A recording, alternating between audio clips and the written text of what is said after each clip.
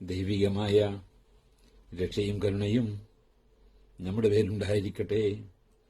വിശുദ്ധ ഖുർആൻ സൂറത്തുൽ ബഖറ അധ്യായം 2 വചനം 30. ബിസ്മില്ലാഹിർ റഹ്മാനിർ റഹീം.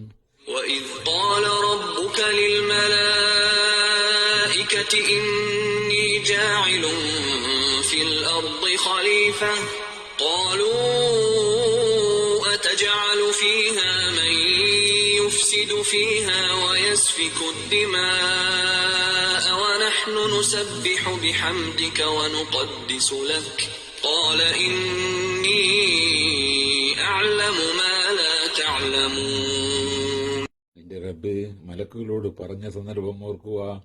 ഞാൻ ഭൂമിയിൽ ഒരു ഖലീഫയെ ഏർപ്പെടുത്തുവാൻ പോകുന്നുവെന്ന് അവർ പറഞ്ഞു. അതിൽ നാശമുണ്ടാക്കുകയും രക്തം ചീന്തുകയും ചെയ്യുന്നവരെ നീ അതിൽ ഏർപ്പെടുത്തുകയോ? ഞങ്ങൾ നിന്നെ സ്തുതിച്ചുകൊണ്ട് തസ്ബീഹ് ചെയ്യുകയും നിനക്ക് തഖ്ദീസ് നിന്റെ പരിശുദ്ധിയെ വാഴ്ത്തുകയും ചെയ്യുകയും ചെയ്തുകൊണ്ടിരിക്കുന്നുവല്ലോ.